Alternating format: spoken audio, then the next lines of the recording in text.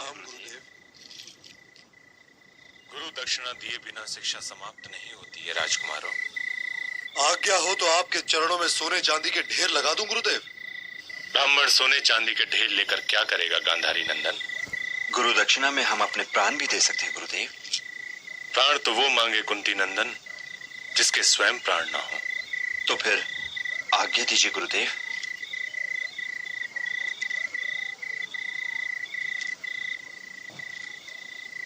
मैं चाहता हूं कि तुम में से कोई जाकर महाराज द्रुपद को युद्ध में हराए और बंदी बनाकर मेरे सामने लाए। मैं अभी जाकर उसका वध कर देता हूं गुरुदेव। मैंने वध की आज्ञा नहीं दी। क्षमा चाहता हूं गुरुदेव। आज्ञा पालक को सुसंस्कृत होना चाहिए। आज्ञा के आगे निकल जाना भी आज्ञा का उल्लंघन है। तो फिर हमें आज्ञा दीजिए गुरुदेव। मैं इसी समय कूच करना चाहता हूं। जाओ। मैं पांचाल नरेश द्रुपद के हाथ बांधकर खींचता हुआ यहां लाऊंगा और गुरु चरणों में डाल दूंगा। मुझे आज्ञा दीजिए गुरुदेव। जाओ वत्स।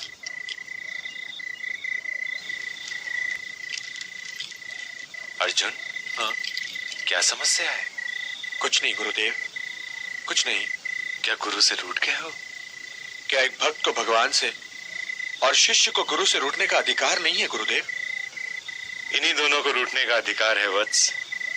जितना बड़ा भक्त और जितना प्रिय शिष्य होगा उसके रूठने का उतना ही अधिक अधिकार होगा। परंतु अर्जुन, तुम्हारे रूठने का कारण? आपने हमें क्यों नहीं आज्ञा दी गुरुदेव? तुम सबकी शिक्षा समाप्त हो चुकी है, परंतु दुर्योधन की शिक्षा का एक अध्याय रह गया है। वो कौन सा अध्याय है गुरुवर? वो अध्याय है मान अभिमान का। अभिमान वीर पुरुष का सबसे बड़ा शत्रु है। परंतु ये सीखने में गांधारी नंदन दुर्योधन को ना जाने कितने दिन लग जाएंगे, कितने वर्ष लग जाएंगे।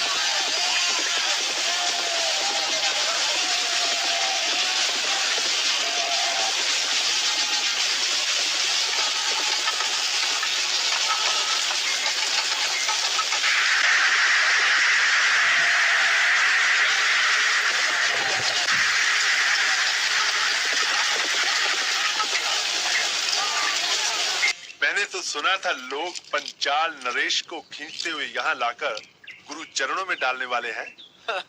अनुज भीम, अपने भाई पर व्यंग्य के वाण मत चलाओ। युद्ध में किसी न किसी को तो हारना ही पड़ता है।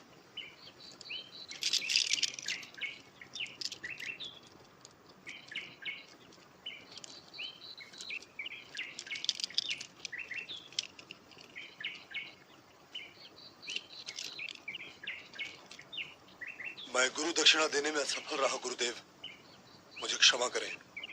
नहीं, महत्व प्रयत्न का है, सफलता या असफलता का नहीं। तुमने अपने प्रयत्न की गुरु दक्षिणा दे दी है और मैंने गुरु दक्षिणा स्वीकार भी कर ली है। अब हमारे लिए क्या आदेश है गुरुदेव? तुम पांचों भाइयों से भी वही गुरु दक्षिणा मांग रहा हूं। यदि ला सको तो द्रुपद को बंदी बनाकर ले आओ। जो आज्ञा गुरुदेव। किस ध्वज की छाया में जाओगे? हस्तिनापुर का ध्वज तो हम ले जा नहीं सकते गुरुदेव। कारण? क्योंकि हस्तिनापुर का ध्वज इस युद्ध में जा नहीं सकता गुरुदेव। उसका कारण?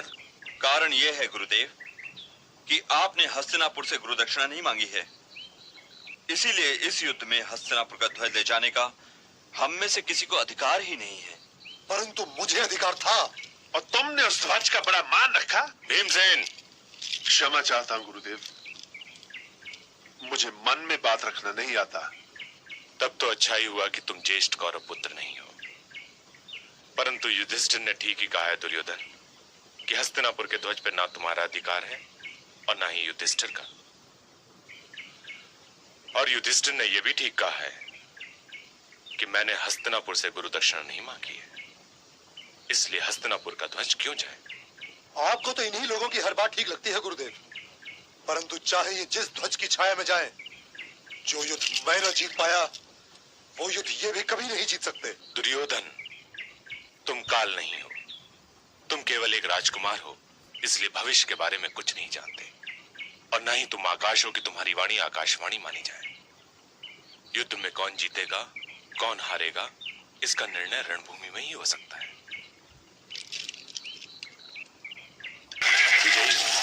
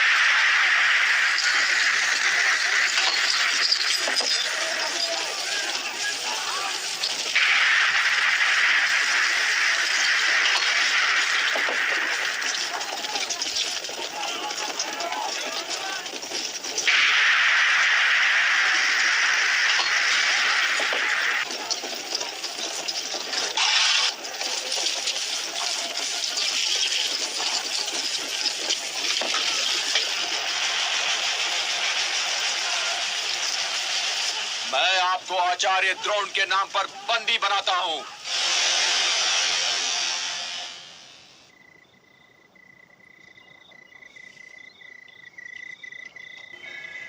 क्या आज मैं तुम्हें अपना मित्र कह सकता हूं? परंतु तुम तो मेरे इन शिष्यों के बराबर भी नहीं निकले, फिर मेरे और तुम्हारे बीच में मित्रता कैसी? मैं तो आज भी वही ब्राह्मण हूं, फिर भी तुम मेरे मित्र हो।